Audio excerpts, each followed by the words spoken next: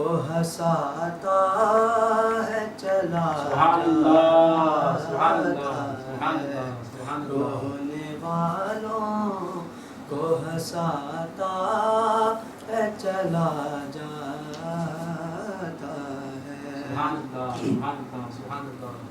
ایک دیوانہ تیرا آ کے زمانے بھر کو، ایک دیوانہ تیرا آ کے زمانے بھر کو تیرا دیوانہ بناتا ہے چلا جاتا ہے، تیرا دیوانہ بناتا ہے چلا جاتا ہے۔ عمر بھر کوئی تیری ایک جھلک کو ترسے، عمر بھر کوئی تیری ایک جھلک کو ترسے، کوئی جلووں میں نہاتا ہے چلا جاتا ہے، یاد بن کر کوئی آتا ہے چلا جاتا ہے، ساتھ رہتا ہے سدا دین و دل و جان بن کر، ساتھ رہتا ہے سدا دین و دل و جان بن کر، عید بن کر کبھی آتا ہے چلا جاتا ہے، عید بن کر کبھی آتا ہے چلا جاتا ہے، ساتھ رہتا ہے سدا دین و دل و جان بن کر، ساتھ رہتا ہے سدا دین و دل و جان بن کر، عید بن کر کبھی آتا ہے چلا جاتا ہے، یاد بن کر کوئی آتا ہے چلا جاتا ہے، مجھ کو سینے سے لگاتا ہے چلا جاتا ہے۔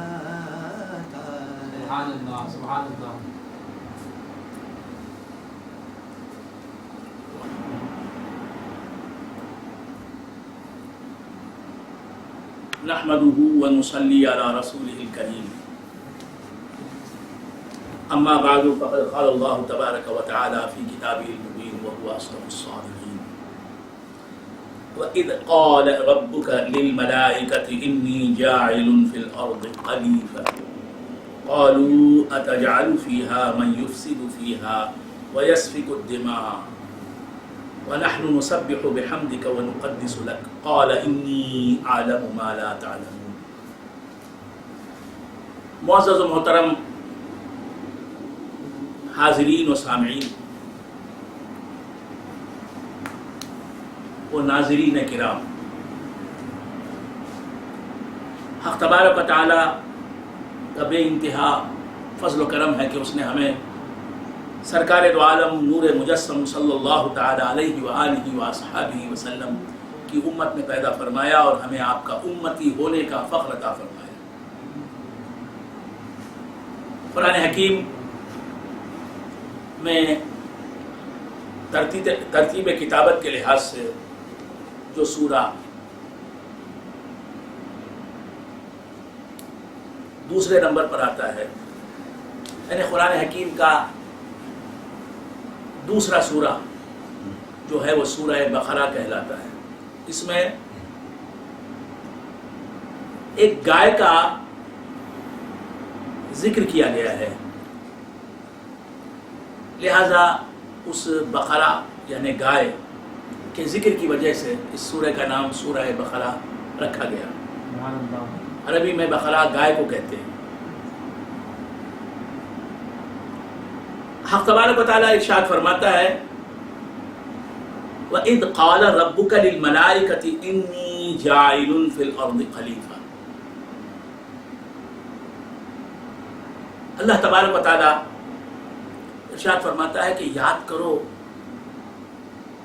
اس وقت کو جب کہ اے مصطفیٰ تمہارے رب نے فرشتوں سے کہا. اللہ تعالیٰ کو بہت پسند ہے کہ وہ اپنی نسبت اپنے حبیب سے کرے. سبحان اللہ. سبحان اللہ. فرماتا ہے کہ وَإِذْ قَالَ رَبُّكَ، اے محبوب یاد کرو اس واقعے کو، یاد کرو اس وقت کو جب کہ تمہارے رب نے، سبحان اللہ. جب کہ میں نے کہا نہیں فرماتا، ایسا بھی فرما سکتا تھا.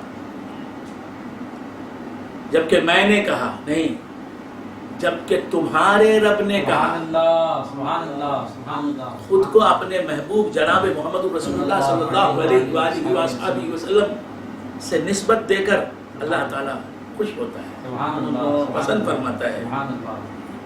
اس طرح کی گفتگو کو. وَإِذْ قَالَ رَبُّكَ لِلْمَلَائِكَةِ، اے مصطفیٰ یاد کرو اس واقعے کو جب کہ تمہارے رب نے کہا.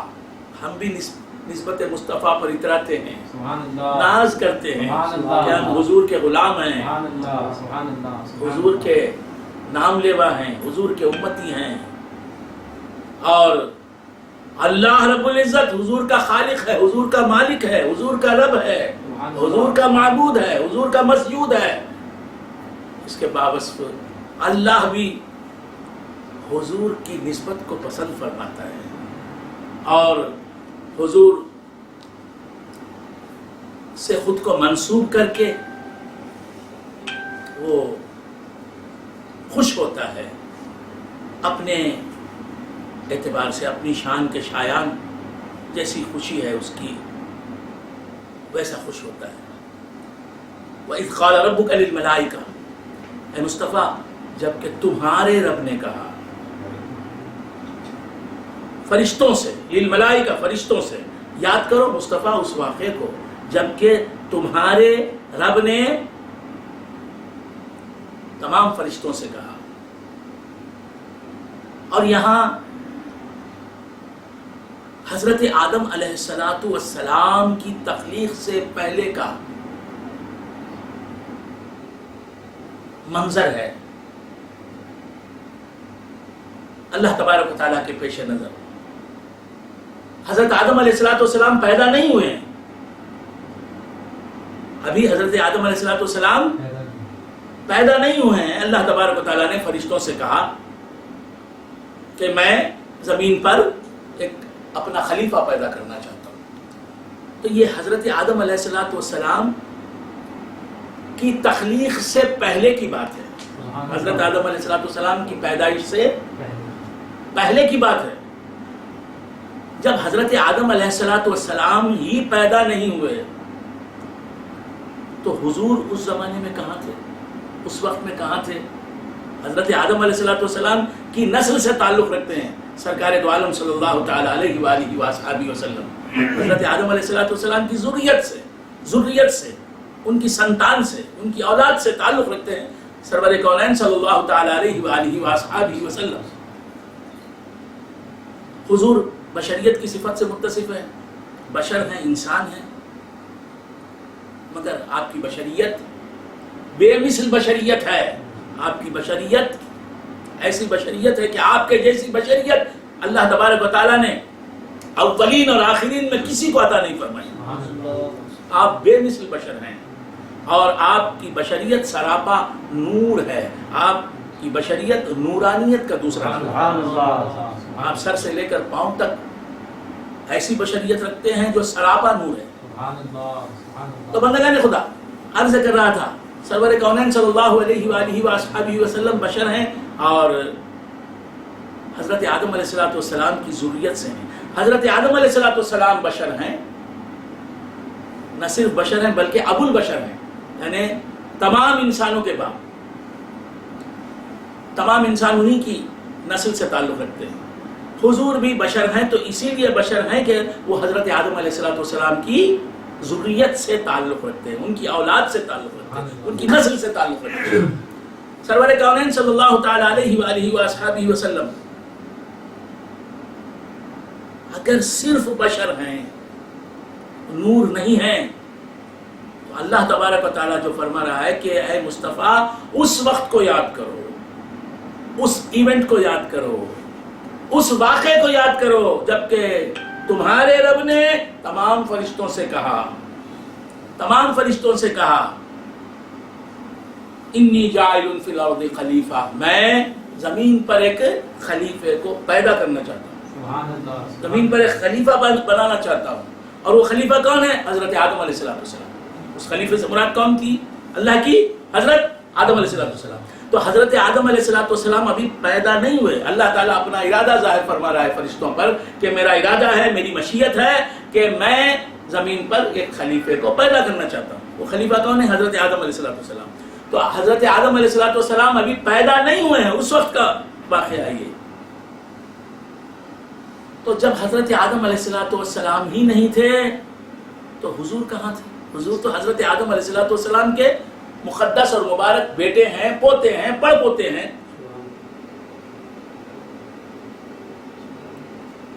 تو معلوم یہ ہوا کہ حضور دو شانوں سے متصف ہیں، حضور کے دو پہلو ہیں. حضور کی ذات کے دو زاویے ہیں، دو اینگل ہیں. حضور ایک اینگل سے، ایک پہلو سے، ایک حیثیت سے بشر ہیں، حضرت آدم علیہ السلام کے بعد پیدا ہوئے اور حضرت آدم علیہ السلام کی مقدس نسل سے تعلق رکھتے ہیں، اس لیے حضور بشر ہیں. اور حضرت آدم علیہ السلام جب پیدا نہیں ہوئے تھے اس وقت بھی حضور موجود تھے. اس لحاظ سے حضور بشر نہیں ہیں، پھر کیا ہیں؟ نور ہیں. سرور کونین صلی اللہ تعالی علیہ وآلہ وآصحابہ وسلم نے فرمایا اول ما خلق اللہ نوری، سب سے پہلے اللہ تعالیٰ نے میرے نور کو پیدا کیا. سب سے پہلے اللہ تبارک و تعالیٰ نے آدم کو پیدا کیا نہیں فرمایا، سب سے پہلے یعنی حضرت آدم سے بھی پہلے، ہر مخلوق سے پہلے حضور فرماتے ہیں کہ اللہ نے میرے نور کو پیدا کیا. تو حضور اللہ کی سب سے پہلی مخلوق ہیں اور نور ہیں. نوری لحاظ سے، نور کے اعتبار سے، نور ہونے کے اعتبار سے سرور کونین صلی اللہ علیہ وآلہ وآصحابہ وسلم حضرت آدم سے پہلے ہیں. اور حضرت آدم کے مقدس خون سے، حضرت آدم علیہ السلام کے مقدس جسم سے حضور پیدا ہوئے. بشریت کے لحاظ سے حضور کی پیدائش حضرت آدم علیہ السلام کی بشریت سے ہوئی، حضرت آدم علیہ السلام سے ہوئی. اور سرور کونین صلی اللہ علیہ وآلہ وآصحابہ وسلم کے نور سے حضرت آدم علیہ السلام پیدا ہوئے. تو نور کے اعتبار سے سرور کونین صلی اللہ علیہ وآلہ وآصحابہ وسلم حضرت آدم علیہ السلام کی اصل ہیں، حضرت آدم علیہ السلام کے باپ ہیں. یعنی آپ کے نور سے حضرت آدم علیہ السلام کی تخلیق عمل میں آئی. اور جسم کے اعتبار سے، جسمانیت کے اعتبار سے، باڈی کے اعتبار سے، بشریت کے اعتبار سے، انسانیت کے اعتبار سے حضرت آدم علیہ السلام کی نسل سے سرور کونین صلی اللہ علیہ وآلہ وآصحابہ وسلم پیدا ہوئے. حضرت آدم علیہ السلام کے بیٹے ہیں سرکار محمد رسول اللہ صلی اللہ تعالی علیہ وآلہ وآصحابہ وسلم. تو یہاں حضور کے نور ہونے کی بات ثابت ہوتی ہے کہ اللہ فرماتا ہے کہ یاد کرو اس واقعے کو جب کہ آدم کو پیدا میں نے نہیں کیا اور میں نے فرشتوں سے کہا کہ میں اپنا خلیفہ بنانے والا ہوں زمین پر، یعنی آدم کو پیدا کرنے والا ہوں. تو حضرت آدم علیہ السلام سے پہلے حضور موجود تھے اسی لیے تو اللہ فرماتا ہے کہ وہ واقعے کو یاد کرو. آدم علیہ السلام کی تخلیق سے پہلے کے واقعے کو یاد کرو کہہ رہا ہے سبحان اللہ. اللہ سبحان اللہ. تو ایک لحاظ سے حضور آدم علیہ السلام کے بعد، سبحان ایک اللہ. لحاظ سے حضور آدم علیہ السلام سے پہلے سبحان اللہ. کہ کیسے بشر ہیں. سبحان اللہ. حضور ایسے بشر ہیں کہ ایک لحاظ سے اپنے باپ حضرت آدم علیہ السلام کے بعد پیدا ہوئے، اور ایک لحاظ سے اپنے باپ حضرت آدم علیہ السلام سے پہلے پیدا ہوئے. سبحان اللہ. تو حضور بے مثل بشر ہیں. وَإِذْ قَالَ رَبُّكَ لِلْمَلَائِكَةِ، یاد کیجئے اے مصطفیٰ اس واقعے کو، اس ایونٹ کو، اس موقع کو جبکہ آپ کے رب نے کہا تمام فرشتوں سے انی جاعل فی الارض خلیفہ، میں زمین پر ایک خلیفہ بنانا چاہتا ہوں. قالوا اتجعل فیہا من یفسد فیہا ویسفک الدماء، فرشتوں نے کہا اے مولا کیا تو زمین پر ایسے کو خلیفہ بنائے گا، ایسے کو اپنا نائب بنائے گا جو زمین پر فساد پھیلائے گا اور زمین پر خون ریزی کرے گا، خون کی ندیاں بہائے گا. وَنَحْنُ نُسَبِّحُ بِحَمْدِكَ وَنُقَدِّسُ لَكَ، اے مولا ہم تیری تسبیح بیان کرتے ہیں، تیری پاکی بولتے ہیں اور تیری تعریف کے ساتھ تیری حمد بیان کرتے ہیں.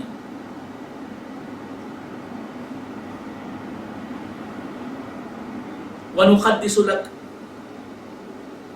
نحن نسبح بحمدک، ہم تیری تعریف کے ساتھ تجھے تیری سبحانیت کو ثابت کرتے ہیں، تیری تسبیح بیان کرتے ہیں اور تیری پاکی بولتے ہیں. تو پاک ہے اسے ثابت کرتے ہیں. قال انی اعلم ما لا تعلمون، اللہ تبارک و تعالیٰ نے فرمایا کہ میں جانتا ہوں وہ بات، وہ راز جو تم نہیں جانتے. یعنی فرشتے یہ کہنا چاہ رہے تھے کہ اللہ تو انسان کو خلیفہ بنانا چاہتا ہے زمین پر. انسان تو زمین پر خون ریزیاں کرے گا، خون بہائے گا اور یعنی خون ناحق بہائے گا، قتل ناحق کرے گا اور زمین پر فساد پھیلائے گا. امن عالم کو خطرہ لاحق ہوگا اس سے. ایسے کو خلیفہ بنائے گا مولا؟ یہ اعتراض نہیں تھا، سوال تھا. اللہ تبارک و تعالیٰ نے فرمایا ہاں تم جو کہہ رہے ہو صحیح ہے، لیکن میں جسے زمین پر خلیفہ بنانا چاہتا ہوں اس کی خلافت میں بڑی حکمتیں میری پوشیدہ ہیں. میں وہ بات جانتا ہوں جو تم نہیں جانتے. مجھے معلوم ہے کہ انسان زمین پر خونریزیاں کرے گا، فساد پھیلائے گا، اس کے باوجود انسان ہی کو میں خلیفہ بنانا چاہتا ہوں زمین پر، کیونکہ انسان جو کام کر سکتا ہے وہ کوئی اور مخلوق نہیں کر سکتی. وعلم آدم الاسماء كلها، اللہ تبارک و تعالیٰ نے حضرت آدم علیہ السلام کو تمام ناموں کا علم دیا، یعنی تمام چیزوں کے ناموں کا علم دیا. تمام اشیاء، تمام چیزوں کے نام سکھائے. ثم عرضهم على الملائکہ، پھر جن چیزوں کے تمام چیزوں کے نام اللہ تبارک و تعالیٰ نے حضرت آدم علیہ السلام کو سکھائے، اور جن چیزوں کے نام اللہ تبارک و تعالیٰ نے حضرت آدم علیہ السلام کو سکھائے، ان چیزوں کو حضرت آدم علیہ السلام کے سامنے لایا اور لا کے کہا فرشتوں سے، حضرت آدم علیہ السلام کے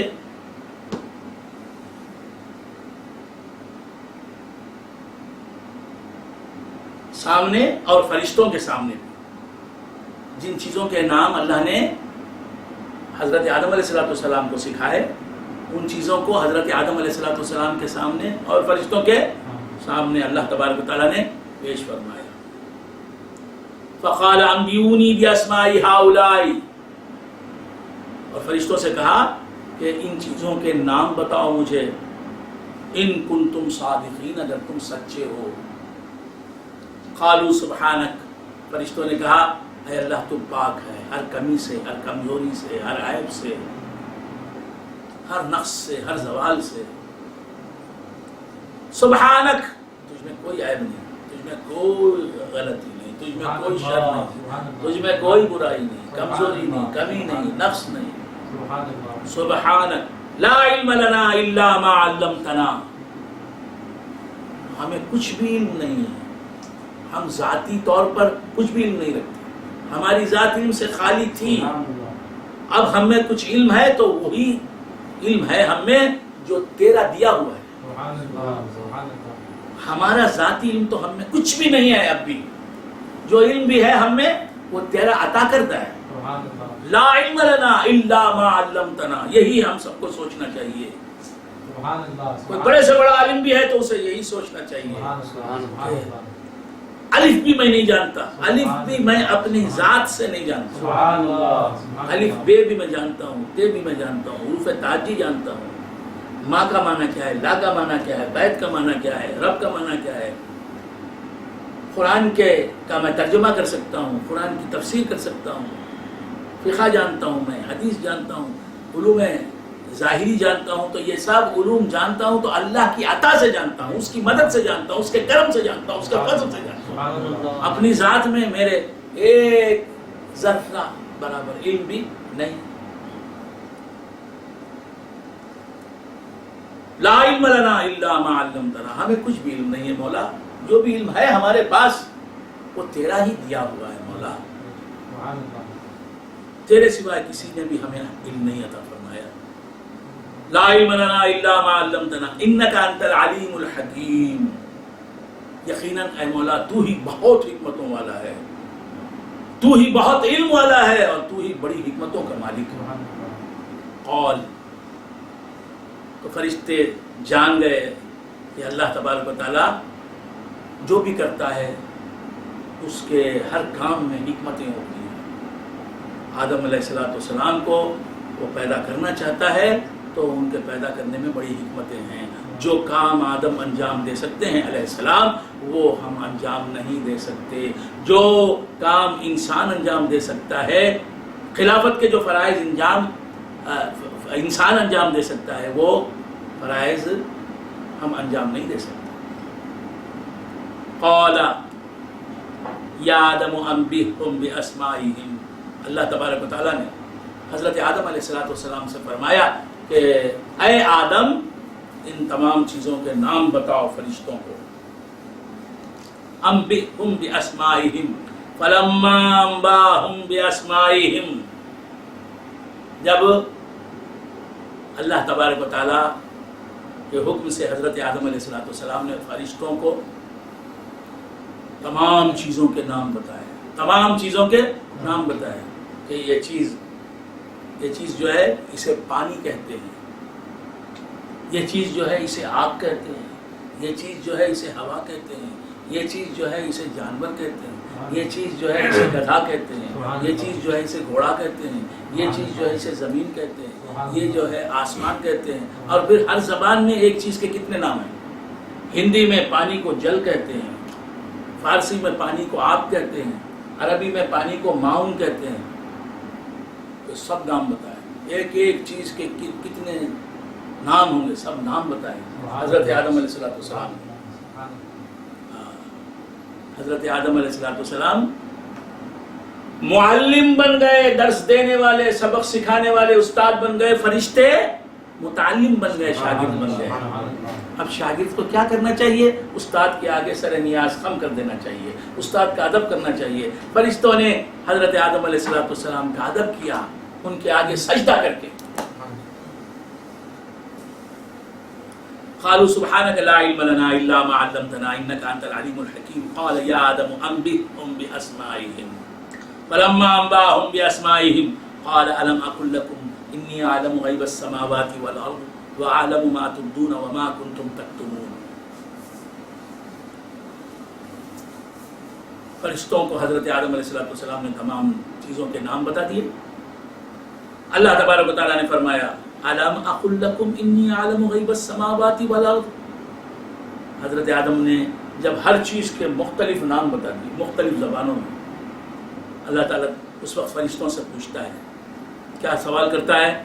کیا میں نے تم سے نہیں کہا کہ یقیناً میں جانتا ہوں آسمانوں اور زمین کے غیوب کو، آسمانوں اور زمین میں چھپی ہوئی چیزوں کو، وَأَعْلَمُ مَا تُبْدُونَ وَمَا كُنْتُمْ تَكْتُمُونَ، اور میں جانتا ہوں ان باتوں کو بھی تم جن باتوں کو ظاہر کرتے ہو اور ان باتوں کو بھی تم جن باتوں کو چھپاتے ہو. وَإِذْ قُلْنَا لِلْمَلَائِكَةِ اسْجُدُوا لِآدَمَ. اللہ تبارک و تعالیٰ فرماتا ہے کہ اے مصطفیٰ یاد کرو اس واقعے کو جب کہ ہم نے فرشتوں سے کہا اسجدوا لآدم، آدم کو سجدہ کرو. فسجدوا، سب فرشتوں نے حضرت آدم علیہ السلام کو سجدہ کیا. ایک فرشتہ بھی ایسا نہیں رہا، ایک فرشتہ بھی ایسا نہیں رہا جس نے حضرت آدم علیہ السلام کو سجدہ نہ کیا ہو.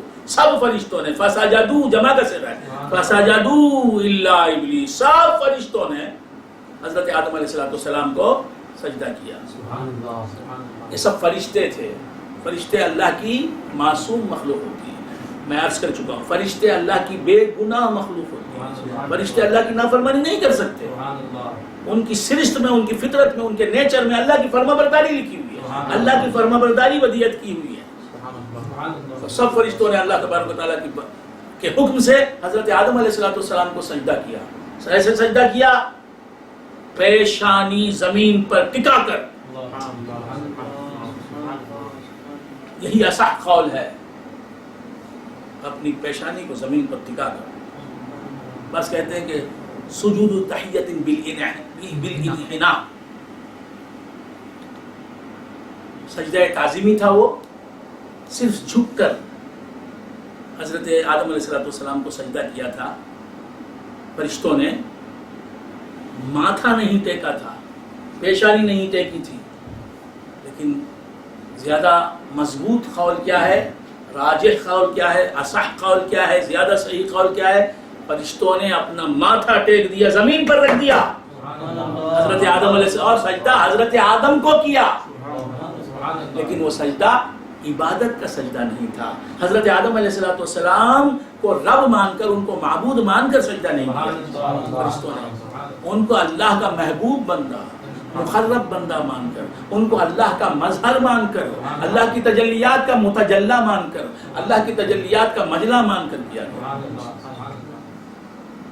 سجدہ کیا تمام فرشتوں نے حضرت آدم علیہ السلام کو.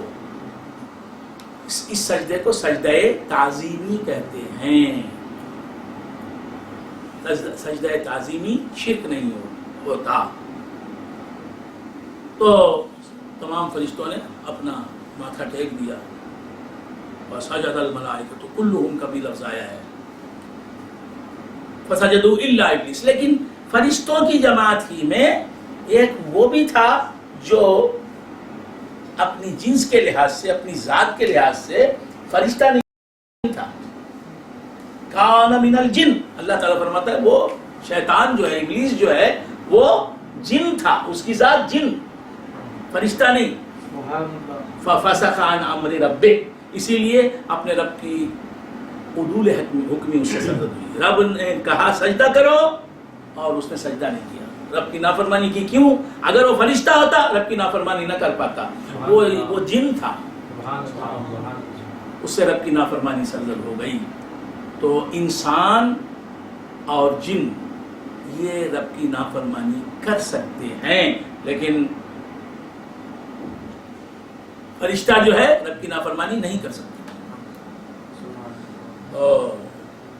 فسجدوا الا ابلیس، فرشتہ نہیں تھا لیکن فرشتوں کی جماعت میں شامل تھا ابلیس.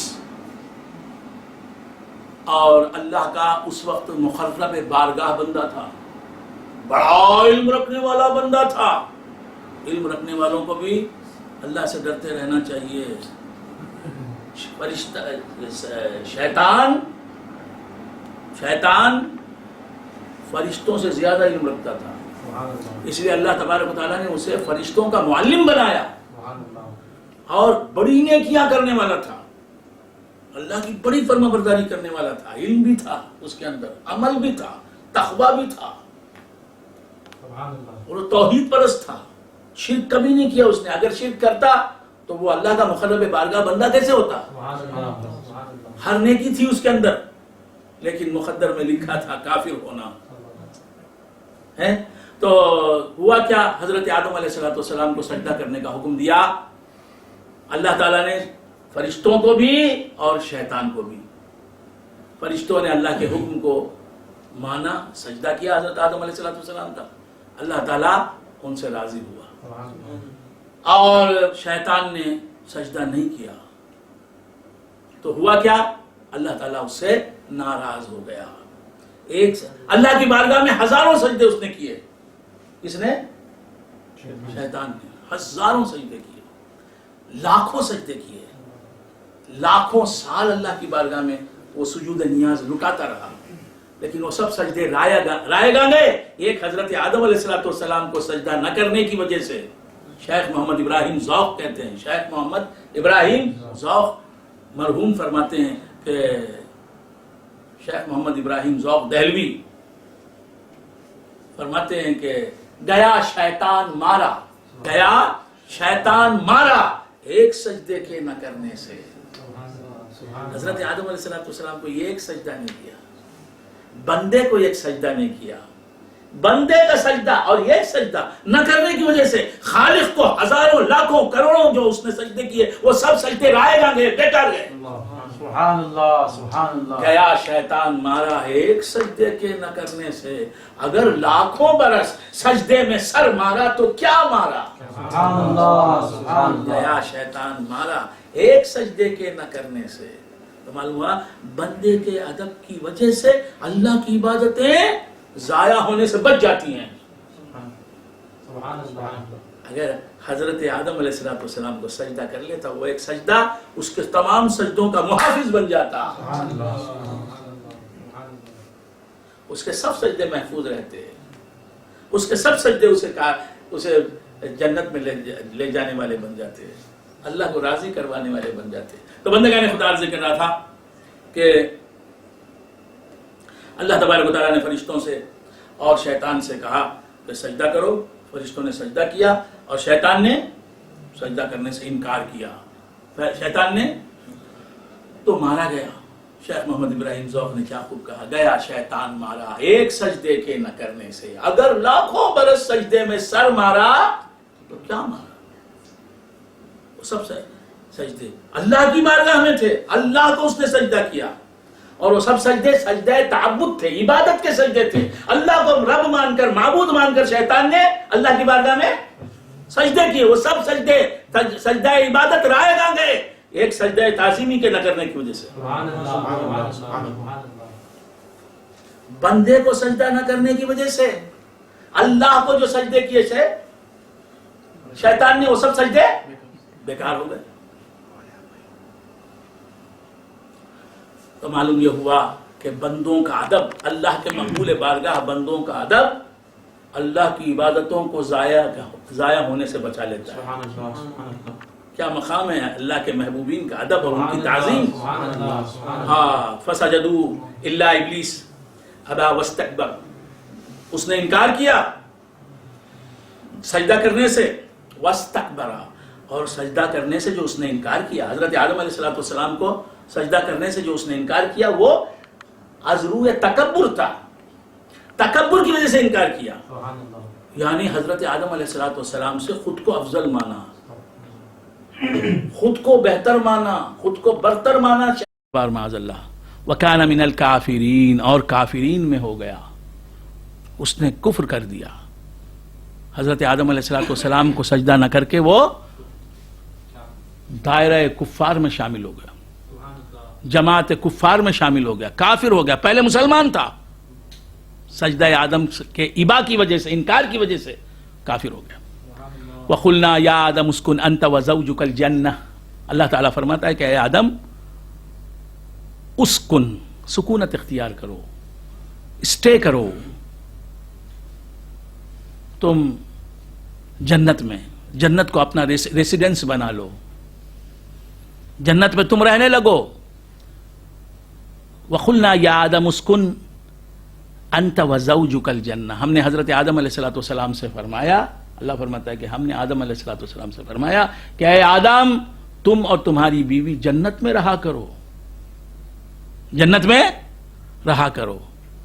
تو معلوم یہ ہوا کہ اللہ تعالیٰ نے جنت کو حضرت آدم اور ان کی ذریت کے لیے پیدا فرمایا، حضرت آدم اور ان کی فرما بردار اولاد کے رہنے کے لیے بنایا. زوجک الجنہ وکلا منہا رغدا حیث شئتما. اور اے آدم کی بیوی تم دونوں جنت میں جہاں سے چاہو پھل کھاؤ. جنت میں درخت ہیں پھلوں کے، ان پھلوں میں سے جو پھل چاہو کھاؤ، جس درخت کا پھل چاہو کھاؤ. ولا تقربا، اور جی چھک کر کھاؤ، یعنی کہ ایک ہی پھل کھانا ایک درخت سے، ایسا نہیں، جس درخت کے جتنے پھل چاہو کھاؤ. ولا تقربا هذه الشجرہ، لیکن دیکھو یہ جو درخت ہے اس درخت کے قریب نہ جانا، یہ جو درخت ہے اس درخت کے قریب نہ جانا، یعنی اس درخت کا پھل نہیں کھانا. ولا تقربا هذه الشجرة فتكونا من الظالمين فأزلهما الشيطان عنها. شیطان نے ان کے پاؤں پھسلا دیے. فأخرجهما مما كانا فيه، پھر ان کو وہاں سے نکال دیا جہاں وہ تھے، جنت سے انہیں نکال دیا. اللہ تعالیٰ میں نے جنت سے نکالا نہیں کہا، شیطان نے نکال دیا. کیا مقام حضرت آدم علیہ السلام کا بیان کیا ہے. وَقُلْنَا اهْبِطُوا بَعْضُكُمْ لِبَعْضٍ عَدُوٌّ. اور اللہ تعالیٰ فرماتا ہے کہ ہم نے کہا کہ تم اتر جاؤ، تم میں سے بعض کے دشمن ہو. وَلَكُمْ فِي الْأَرْضِ مُسْتَقَرٌّ وَمَتَاعٌ إِلَىٰ حِينٍ. اور تمہارے لیے زمین پر ایک وقت تک ٹھکانہ ہے. حضرت آدم علیہ السلام زمین پر آ گئے، جنت سے اتر گئے. ہوا کیا کہ اللہ تبارک و تعالیٰ کی مشیت تھی، حضرت آدم علیہ السلام نے اس درخت کا پھل کھا لیا جس درخت کا پھل کھانے سے اللہ نے روکا تھا. اور ایسا جو حضرت آدم علیہ السلام نے فرمایا، اسے مفسرین نے، علماء نے بتایا کہ یہ خلاف اولا کام تھا. خلاف اولا کام جو ہوتا ہے نا، وہ گناہ کبیرہ ہوتا ہے، نہ گناہ صغیرہ ہوتا ہے. بات سمجھ میں آ رہی ہے؟ تو حضرت آدم علیہ السلام نے اس درخت کا پھل کھا لیا، لہذا اللہ تبارک و تعالیٰ نے انہیں اور ان کی بیوی حضرت حوا کو زمین پر بھیج دیا. حضرت آدم علیہ السلام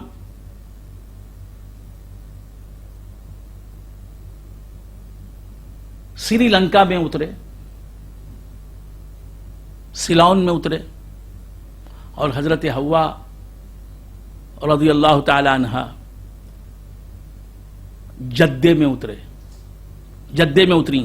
جدہ سعودی عرب کا ایک مشہور و معروف مقام ہے جدہ، اور یہ جدہ حجاز میں شامل ہے. جدہ، مکہ مکرمہ، مدینہ منورہ، تبوک، طائف، یہ مقامات جو ہیں حجاز میں آتے ہیں. حجاز سعودی عرب کے دو میجر پارٹس ہیں. ایک پارٹ ہے حجاز، حجاز میں جدہ آتا ہے، مدینہ منورہ، مکہ مکرمہ، طائف، تبوک وغیرہ مقامات آتے ہیں. اور نجد ایک پارٹ ہے سعودی عربیہ کا، اس نجد ہی کو کہتے ہیں ریاض. تو حضرت حوا رضی اللہ تعالی عنہ یہ جدہ میں اتری. جدہ کہتے ہیں دادی کو، چونکہ یہ انسانوں کی دادی ہیں، لہذا یہ جہاں اتری اس مقام کا نام بھی جدہ ہو گیا. انسانوں کی دادی، انسانوں کی ماں، انسانوں کی اصل. جہاں اتری، انسانوں کی جدہ جہاں اتری، اس مقام کا بھی نام کیا ہو گیا؟ جدہ ہو گیا. یہ عرب میں رواج ہے کہ جس آدمی کے نام سے جو آدمی جہاں رہتا ہے مشہور و معروف، اس جگہ کا نام بھی اسی آدمی سے کا نام ہو جاتا ہے. آپ سمجھ رہے ہیں؟ تو مدین ابراہیم علیہ السلام کے ایک فرزند کا نام ہے. وہ ایک مقام میں جا کے آباد ہوئے مدین، اس مقام کا نام ہی مدین ہو گیا.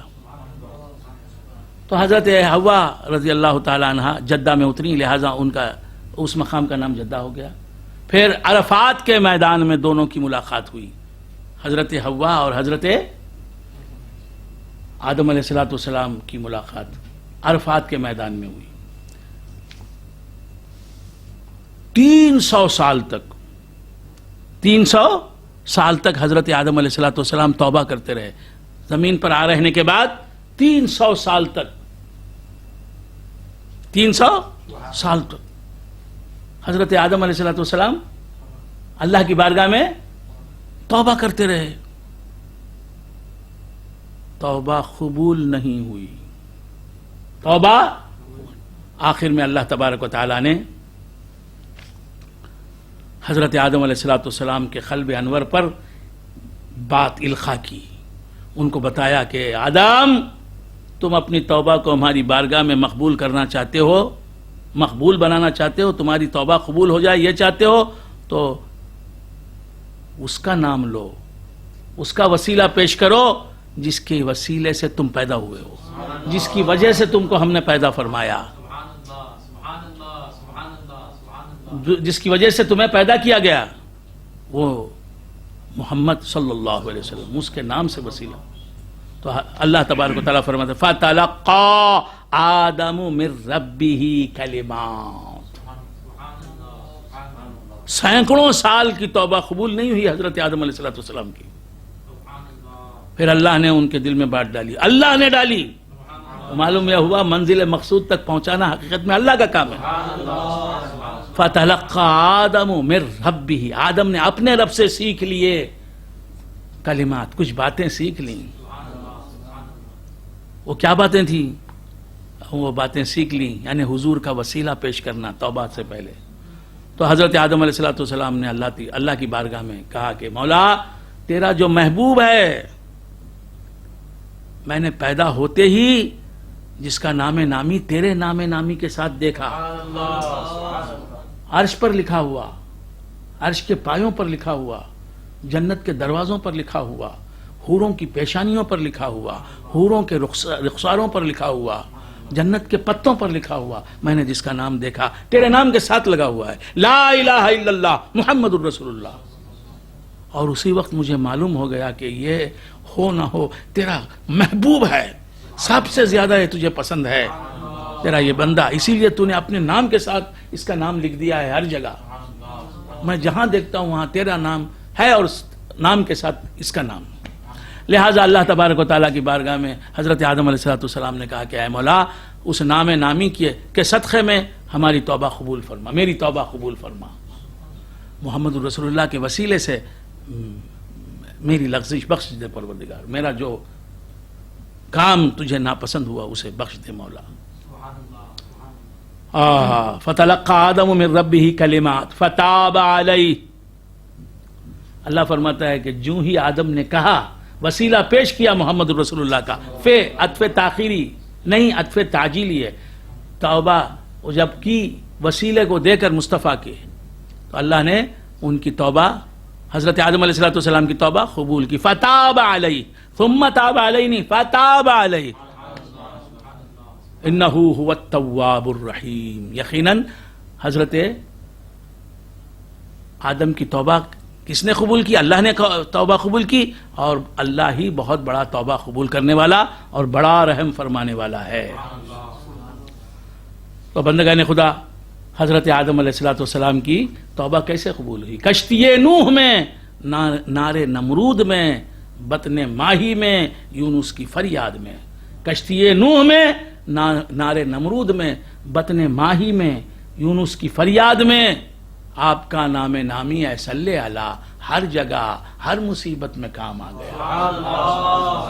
کشتی نوح میں نارے نمرود میں، بطن ماہی میں، یونس کی فریاد میں، آپ کا نام نامی ہے صلی علی، ہر جگہ ہر مصیبت میں کام آ گیا۔ اور حضرت ملا جامی رحمۃ اللہ علیہ فرماتے ہیں، ملا جامی رحمۃ اللہ علیہ فرماتے ہیں عالم اسلام کی بڑی نامور شخصیت ہے، عاشق رسول ہونے کی حیثیت آپ کی آسمان کی بلندیاں چھو رہی ہے۔ حضرت جامی جن کے عقائد مشہور ہیں، جن کے لوائح، جن کے تصوف میں مقامات صوفیہ ہی جانتے، بہت بڑا نام ہے مولانا نور الدین عبد الرحمن جامی رحمۃ اللہ علیہ، یہ ہرات کے رہنے والے، ان کا مزار مقدس ہرات میں، کیا مقام بتاؤں، فارسی کے بہت بڑے شاعر۔ ان کے بعد ان کے پائے کا کوئی شاعر فارسی میں پیدا نہیں ہوا، ایران میں پیدا نہیں ہوا، فارسی کا کوئی شاعر پیدا نہیں ہوا، اور نعتیں ان کی جس جوش و خروش کے ساتھ کہی گئی ہیں ویسی نعت نہیں ملتی، عاشق رسول۔ اور میں انشاءاللہ کبھی بتاؤں گا ملا جامی رحمۃ اللہ علیہ کا مقام ہے۔ اور علم ظاہری میں آپ کا کوئی ثانی نہیں، شیخ اکبر کے مسئلہ وحدت الوجود کے علمبرداروں میں آپ کا نام سنہری حرفوں میں لکھنے کے قابل، ملا جامی رحمۃ اللہ علیہ۔ اور میرے 8ویں دادا پیر حضرت شاہ کمال ثانی علیہ الرحمہ، جن کا مزار اقدس گرم کنڈے کی سرزمین میں ہے، جن کی کتاب دیوان مخزن العرفان تصوف کا خزانہ ہے، ان کا نام کیا ہے؟ جامی دکن۔ یہ دکن کے، ہندوستان کے میں دکن، ساؤتھ انڈیا کے جامی ہیں۔ تو عرض کر رہا تھا کہ ملا جامی رحمۃ اللہ علیہ فرماتے ہیں، اگر نام محمد را نیاور دے شفیع آدم، اگر نام محمد را نیاور دے شفیع آدم، نادم یافتے توبہ ننو ازغر خنا جینا۔ اگر نام محمد صلی اللہ علیہ وسلم کو سفارشی نہ بناتے، شفیع نہ بناتے حضرت آدم علیہ السلام، تو حضرت آدم علیہ السلام کی توبہ قبول نہ ہوتی۔ ملا جامی فرماتے اگر نام محمد را نیاور دے شفیع آدم، نادم یافتے توبہ ننو ازغر خنا جینا۔ ننو علیہ السلام کی کشتی طوفان کے تھپیڑوں سے بچ کر کوہ جودی پر لگتی۔ وصلی اللہ علی نور کذو شد نورہا پیدا۔ حضرت ملا جامی رحمۃ اللہ علیہ فرماتے ہیں کہ اللہ تبارک و تعالیٰ درود نازل، رحمتیں نازل فرمائے اس نور پر، اس نور مصطفیٰ پر کہ جس سے بے شمار نور پیدا ہوئے۔ حضور ایسے نور ہیں کہ ان سے پیدا ہونے والے نور کو حضرت آدم کہا جاتا ہے، ان سے پیدا ہونے والے نور کو حضرت شیس کہا جاتا ہے، ان سے پیدا ہونے والے نور کو حضرت ابراہیم کہا جاتا ہے۔ یہ سب انبیاء کیا ہیں؟ نور مصطفیٰ سے پیدا ہونے والے نور ہیں۔ تو بندگان خدا، جس طرح سرکار دو عالم صلی اللہ علیہ وآلہ وآصحابہ وسلم نوری بشر ہیں، حضور کے طفیل میں، حضور کی طبعیت میں، ذلیت میں تمام انبیاء حضرت آدم علیہ السلام سے لے کے عیسیٰ علیہ السلام تک تمام انبیاء بھی نوری بشر ہیں۔ نوری بشروں کی اصل ہے محمد رسول اللہ صلی اللہ علیہ وسلم۔ تو بندگان خدا عرض کر رہا تھا، کیا عرض کر رہا تھا؟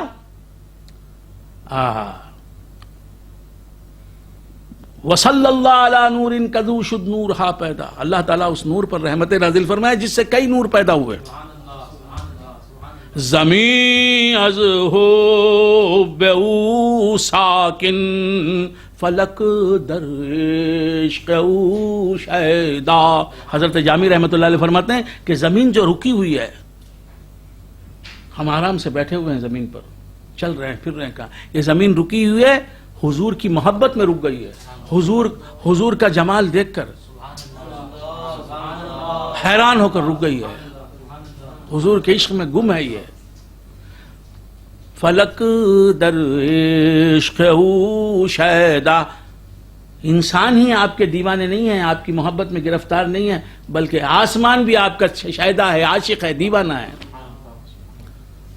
تو زمین کو دیکھو تو مصطفیٰ کو یاد کرو، آسمان کو دیکھو تو اس ذات کو یاد کرو جس ذات کا دیوانہ آسمان ہے. تو بندگان خدا، عرض کر رہا تھا کہ سرور کونین صلی اللہ علیہ وسلم کے وسیلے سے حضرت آدم علیہ السلام کی توبہ قبول ہوئی. اللہ تبارک و تعالیٰ ارشاد فرماتا ہے وَإِذْ قَالَ مُوسَىٰ لِقَوْمِهِ إِنَّ اللَّهَ يَأْمُرُكُمْ أَن تَذْبَحُوا بَقَرَةً. وَإِذْ قَالَ مُوسَىٰ لِقَوْمِهِ إِنَّ اللَّهَ يَأْمُرُكُمْ أَن تَذْبَحُوا بَقَرَةً. یاد کرو اس واقعے کو، اے مصطفیٰ یاد کرو اس واقعے کو، جبکہ موسیٰ علیہ السلام نے اپنی قوم سے کہا. موسیٰ علیہ السلام کی قوم کون ہے؟ بنی اسرائیل. موسیٰ علیہ السلام کی قوم بنی اسرائیل، جسے آج یہودی کہتے ہیں، جوس نہیں، جیوس. ہاں، کوئی جوس کہتا ہے، juice is different from Jews. Jew کی جمع ہے جیوس. ہاں، تو کیا عرض کر رہا تھا؟ بنی اسرائیل سے کہا حضرت موسیٰ علیہ السلام نے ان اللہ یأمرکم ان تذبحوا بقرۃ. اللہ تبارک و تعالیٰ تمہیں حکم دیتا ہے کہ تم ایک گائے کو ذبح کرو. اللہ تعالیٰ تمہیں حکم دیتا ہے کہ ایک گائے کو تم ذبح کرو. قالوا، تو بنی اسرائیل نے کہا موسیٰ علیہ السلام کی قوم نے اتتخذنا ہزوا، اے موسیٰ کیا تم ہمارا مذاق اڑا رہے ہو، ہنسی کر رہے ہو ہم سے؟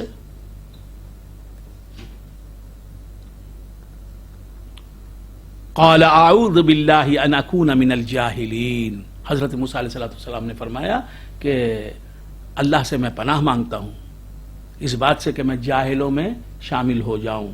تو جاہلی بہت بری چیز ہے، جاہلی بہت بری چیز ہے. جہل، علم دین کا نہ ہونا، علم دین کا نہ ہونا بہت بری چیز ہے. اللہ کے لیے جو جاہل ہے، علم دین نہیں رکھتا، اسے رہبر نہ بناؤ، اسے اپنا پیر نہ بناؤ. جسے علم ظاہر نہیں حاصل ہے، جسے علم شرع حاصل نہیں ہے، جو جاہل ہے اسے پیر مت بناؤ، پیر مت سمجھو، اسے رہبر مت بناؤ، اسے رہبر مت سمجھو. رہنمائی کا اہم کام اس کے سپرد مت کرو. اللہ کے لیے اسے اس کے حوالے نہ کرو، ممبر و محراب کو اس کے حوالے نہ کرو. پیروں کے مسند پر اسے نہ بٹھاؤ. سبحان اللہ.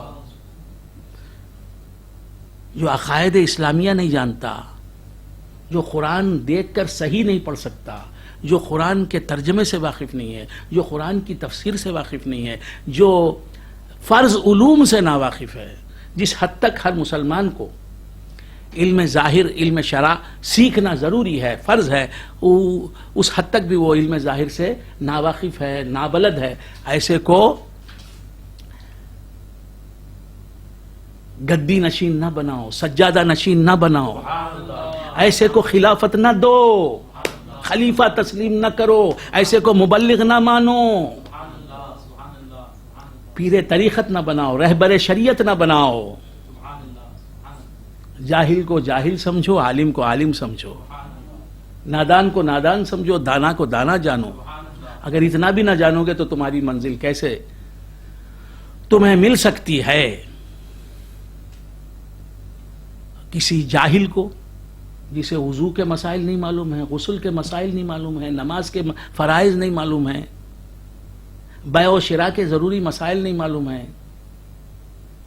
نکاح کے مسائل نہیں معلوم ہیں، طلاق کے مسائل نہیں معلوم ہیں، ایسے جاہل کو اگر آپ نے اپنا رہبر مان لیا، اپنا مفتی مان لیا، قاضی مان لیا، تو وہ تو ڈوب رہا ہے، تم بھی اس کے ساتھ ڈوبو گے، اس کی بھی، وہ بھی گمراہ ہو رہا ہے، تم بھی گمراہ ہو رہے ہو۔ لہذا کسی جاہل کو ولی نہ سمجھو اللہ کے لیے، کسی جاہل کو ولی نہ سمجھو۔ اللہ تبارک و تعالیٰ کسی جاہل کو ولایت نہیں دیتا۔ بات سمجھ میں؟ جبہ و دستار کو دیکھ کے تم، کوئی جبہ پہنے ہوئے ہے، عبا پہنے ہوئے ہے، ہاتھ میں عصا رکھتا ہے اور سر پر عمامہ سجائے ہوئے ہے، داڑھی بہت بڑی ہے اس کی، سرمگی آنکھیں ہیں اس کی، ناز و انداز دکھا رہا ہے،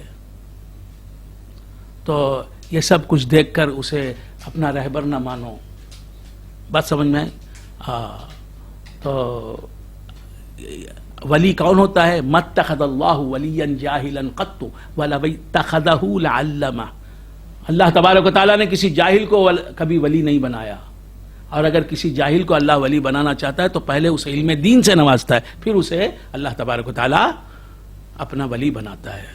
تو اللہ کا ولی نہیں بن سکتا جاہل۔ جاہل مالدار ہو سکتا ہے، جاہل حکمران ہو سکتا ہے، جاہل سیاستدان ہو سکتا ہے، جاہل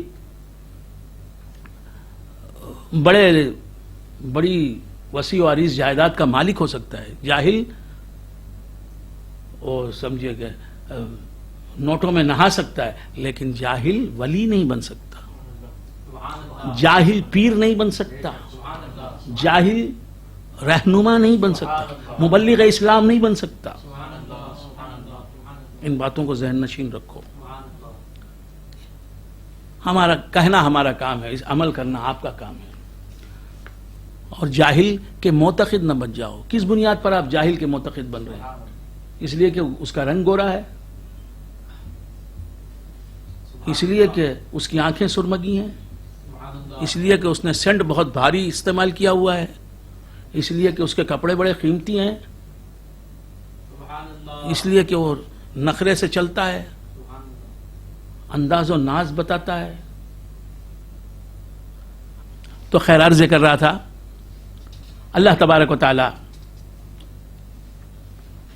ہمیں سمجھنے کی توفیق مرحمت فرمائے۔ یاد کرو اس وقت کو جب کہ موسیٰ علیہ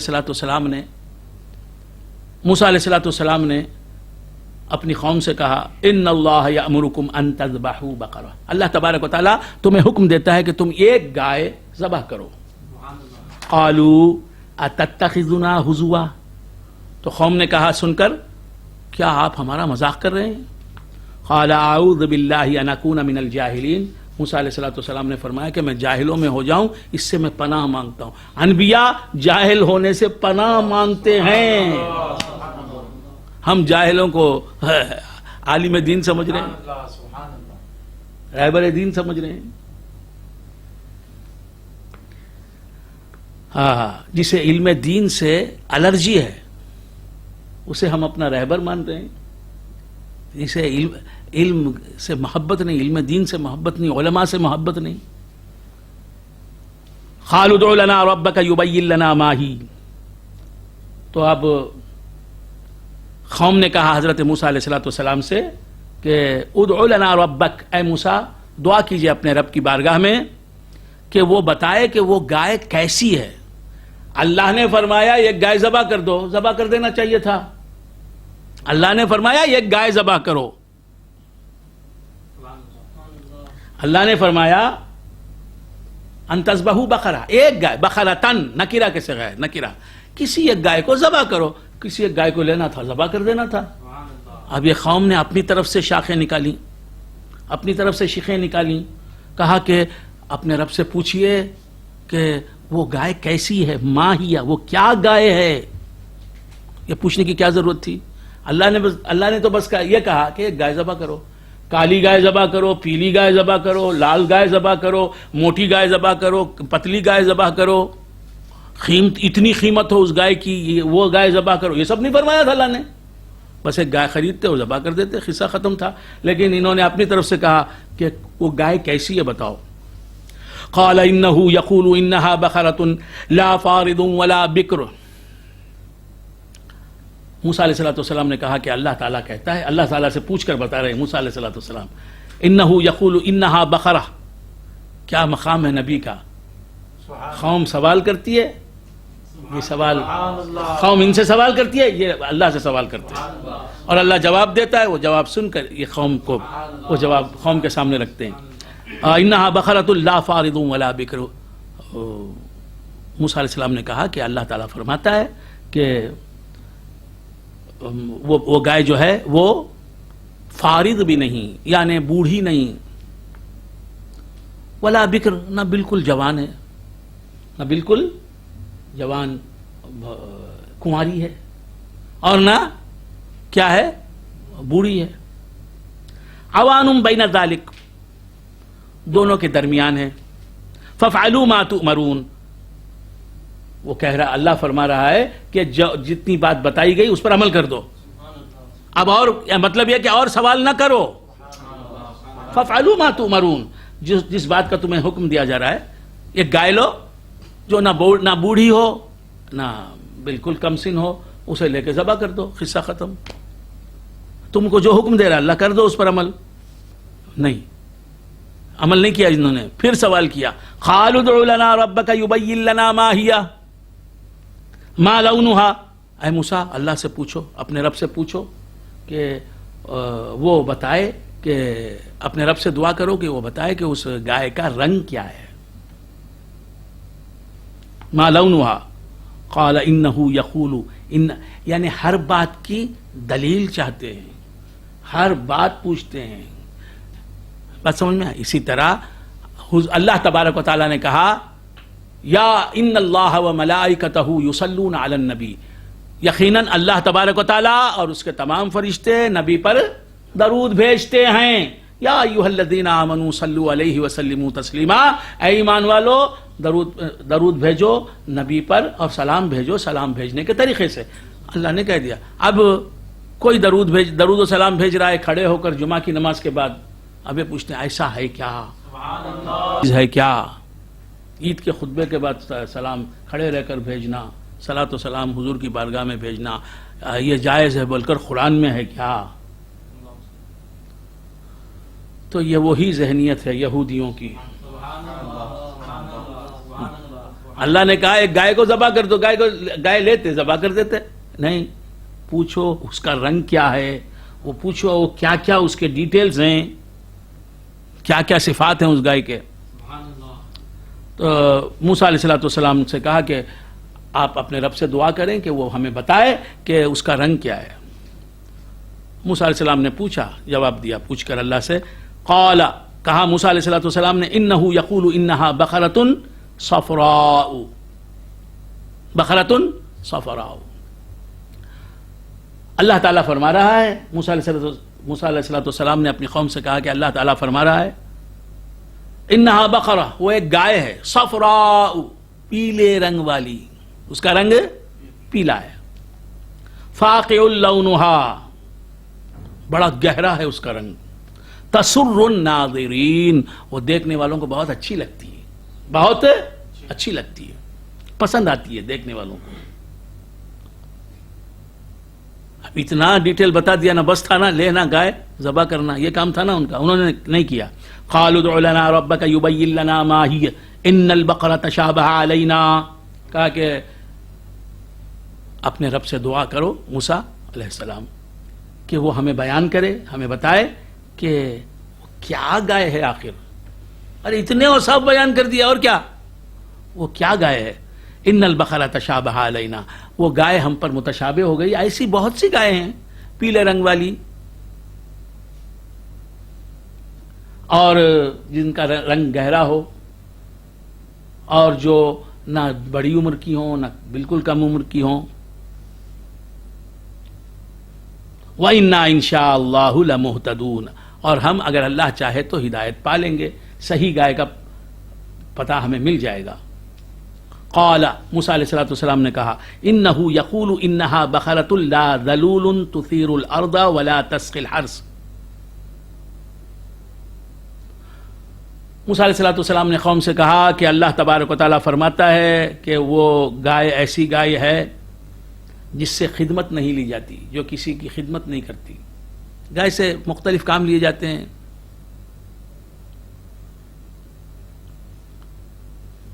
یعنی اس سے ہل جوتا جاتا ہے، ہل کھیت میں، تو وہ گائے ایسی ہے جو ہل نہیں جوتتی. ولا تسقی الحرث،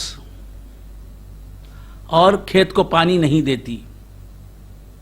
ہل جوتنے کا کام بھی نہیں کرتی، کھیت کو پانی دینے کا کام بھی نہیں کرتی. مسلمتن، وہ گائے ایسی ہے کہ اس کے جسم پر کوئی داغ دھبا نہیں. لا شیۃ فیہا، اس کے جسم پر کوئی داغ نہیں. یہ سننے کے بعد انہوں نے کہا، قوم نے کہا، بنی اسرائیل نے کہا، قالوا الآن جئت بالحق، اے موسیٰ اب تم حق لے کے آئے، ٹھیک بات لے کے آئے. حق سے مراد ٹھیک بات بتائی تم نے. فذبحوها وما كادوا يفعلون، اس گائے کو انہوں نے ذبح کیا اور وہ ایسا کرنے والے نہیں تھے. انہوں نے اس گائے کو ذبح کر دیا. اس بات سمجھ میں آ رہی ہے؟ ایک آدمی تھا بنی اسرائیل میں جس کا نام تھا عامیل. عامل نہیں، میم کے بعد یہ ہے عامیل. ایک بنی اسرائیل کا ایک آدمی تھا، اس کے بھتیجوں نے اسے قتل کر دیا، اس کی میراث، اس کی دولت کو ہڑپ لینے کے لیے. اللہ تعالیٰ فرماتا ہے وَإِذْ قَتَلْتُمْ نَفْسًا فَادَّارَأْتُمْ فِيهَا، وَإِذْ قَتَلْتُمْ نَفْسًا فَادَّارَأْتُمْ فِيهَا. یاد کرو اس واقعے کو، اس وقت کو جب کہ تم نے اے بنی اسرائیل قتلتم نفسا، ایک انسان کو جو بے قصور تھا اسے قتل کر دیا. فَادَّارَأْتُمْ فِيهَا، اور ٹال مٹول میں لگ گئے. یعنی بعضوں نے کہا کہ تم نے قتل کیا، ہم نے نہیں کیا. انہوں نے کہا کہ تم نے قتل کیا، ہم نے نہیں کیا. یہ ٹولی بولتی کہ تم نے قتل کیا عامل کو، فلاں شخص کو. وہ بولتی کہ تم نے کیا، ہم نے نہیں کیا. ایک دوسرے پر جرم کو ڈالنے لگے. ہم بری الذمہ ہیں، ہم بے قصور ہیں، قصوروار تم ہو. وہ کہتے کہ تم قصوروار ہو. یہ اس طرح ایک دوسرے پر تہمت ڈالنے لگے. فَادَّارَأْتُمْ فِيهَا وَاللَّهُ مُخْرِجٌ مَا كُنتُمْ تَكْتُمُونَ. اللہ تعالیٰ فرماتا ہے کہ اللہ تو تمہارے راز کو آشکار کرنے والا تھا، اللہ تمہارے عیب کو منظر عام پر لانے والا تھا. کون ہے مجرم، کون ہے قاتل؟ ناحق قتل کس نے کیا ہے؟ اللہ اس راز کو فاش کرنے والا تھا. فَقُلْنَا اضْرِبُوهُ بِبَعْضِهَا. اللہ تبارک و تعالیٰ فرماتا ہے کہ ہم نے حکم دیا کہ وہ جو گائے کاٹی، جس گائے کے کاٹنے کا حکم دیا بنی اسرائیل کو اللہ تبارک و تعالیٰ نے، اس گائے کو کاٹا گیا، ذبح کیا گیا.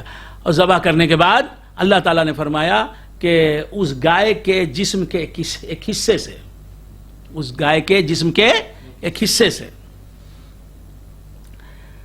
اس گائے کے جسم کے ایک ٹکڑے سے مارو مقتول کو. وہ جو آدمی عامل مر گیا تھا، جسے ناحق قتل کیا گیا تھا، اسے مارو. تو اس گائے کے جسم کے ایک حصے کو لے کر لوگوں نے عامل کے جسم پر مارا. تو ہوا کیا؟ وہ زندہ ہو کر بیٹھ گیا اور اس نے کہا کہ مجھے بے قصور مارا ہے، فلاں نے مارا ہے، میرے بھتیجوں نے مارا ہے. بتا دیا. کذالک یحیی اللہ الموتى. اللہ تعالیٰ فرماتا ہے اللہ تعالیٰ اسی طرح مردوں کو زندہ کرتا ہے. اللہ تعالیٰ اسی طرح مردوں کو، یوں ہی مردوں کو زندہ کرتا ہے. اللہ کے حکم سے لوگوں نے ایک گائے لی، اسے ذبح کیا اور پھر اس ذبح شدہ گائے کے جسم کے ایک ٹکڑے سے مارا. کسے مارا؟ مقتول کو مارا. اور اس مارنے کی وجہ سے مقتول زندہ ہو گیا، مرا ہوا مقتول زندہ ہو گیا، مرا ہوا عامل زندہ ہو گیا. یہ سب لوگوں نے کیا، اللہ کے اشارے سے کیا، اللہ کے ارشاد کے مطابق کیا، اللہ کے حکم کے مطابق کیا. تو مردہ زندہ ہو گیا، اور مردے نے سب بات بتا دی. وہ جس لیے زندہ ہوا وہ کام کر دیا اس نے، جس کے لیے اسے زندہ کرنا چاہتے تھے لوگ وہ کام کر دیا. تو زندہ بھی ہوا اور لوگوں کا مقصد بھی اس نے پورا کر دیا مردے نے، اللہ کے حکم سے. اللہ نے جیسا حکم دیا، جو کرنے کا حکم دیا، لوگوں نے وہ کام کیا. بس سمجھ میں آئی. اللہ فرماتا ہے کہ اسی طرح اللہ تعالیٰ مردوں کو زندہ کرتا ہے. تو بندوں کا زندہ کرنا اللہ کے حکم سے، یہ بھی حقیقت میں اللہ کا زندہ کرنا ہے. تو اللہ کے حکم کے مطابق جو کام کرتا ہے اللہ کا بندہ، اللہ کا محبوب، وہ کام حقیقت میں اللہ ہی کی طرف سے ہوتا ہے. غوث اعظم اللہ کے حکم سے ہمیں کچھ دیتے ہیں تو وہ حقیقت میں اللہ کا دینا ہوتا ہے. خواجہ اجمیری ہماری مدد کرتے ہیں تو وہ مدد حقیقت میں اللہ کی مدد ہوتی ہے. رسول اکرم صلی اللہ علیہ وسلم ہمارا کوئی کام بناتے ہیں تو حقیقت میں وہ اللہ کے حکم سے بناتے ہیں، اللہ کی مدد سے بناتے ہیں، اور وہ حقیقت میں وہ کام بنانا اللہ کا کام ہوتا ہے. ہمارا کام اللہ بناتا ہے. بظاہر وہ کام رسول اللہ کا ہوتا ہے، ہماری مدد کرنا، حقیقت میں وہ کام اللہ کا ہوتا ہے. تو مردہ زندہ ہو گیا اور اس نے بتا دیا راز. تو آج کی اس نشست میں نے سورہ بقرہ کے تعلق سے سورہ بقرہ میں کچھ باتیں عرض کی، اور بھی مضامین باقی ہیں سورہ بقرہ کی کہ انشاءاللہ کل میں سورہ بقرہ کے اور اہم میں جو باتیں ہیں ان میں اہم باتیں جو میں آج کے تناظر میں سمجھ رہا ہوں کہ ان کا بولنا زیادہ اہم ہے، وہ میں انشاءاللہ کل آپ کے سامنے رکھوں گا. قرآن کی تو ہر بات اہم ہے، لہذا قرآن کی روشنی میں کل سورہ بقرہ کی اور تفسیر ہوگی انشاءاللہ. آیت الکرسی کی بھی تفسیر ہوگی اور دیگر مقامات کی، سورہ بقرہ کے مقامات کی تفسیر ہوگی. اللہ تعالیٰ سے میں دعا کرتا ہوں کہ میری اس تقریر کو جو لوگ پسند کر رہے ہیں، جو لوگ سن رہے ہیں، جو لوگ سمجھ رہے ہیں اور اس پر عمل کر رہے ہیں، اللہ تبارک و تعالیٰ ان پر کرم فرمائے، رحم فرمائے، اور اللہ تبارک و تعالیٰ مجھے بھی اپنے نیک بندوں میں شامل فرمائے. بہت گناہگار بندہ ہوں، اللہ تعالیٰ میری اس سعی کو قبول فرمائے اور ہم سب کو عقائد اہل سنت و جماعت پر قائم رکھے، ہم سب کو غوث کی غلامی پر قائم رکھے، خواجہ اجمیری کی مریدی میں قائم رکھے. ہمیں بھی اللہ تبارک و تعالیٰ اپنے مقبول بندوں میں شامل فرمائے. اللہ تبارک و تعالیٰ یہ جو وبا پھیلی ہے اس وبا کا خاتمہ فرمائے، ہمارے بیماروں کو شفائے کلی عطا فرمائے، ہم سب کی عمر و اقبال میں ترقی دے، رزق میں برکت دے، اور رمضان مبارک کے مہینے کو اللہ کی رضا جوئی میں گزارنے کی ہمیں توفیق مرحمت فرمائے. وآخر دعوانا الحمدللہ رب العالمین.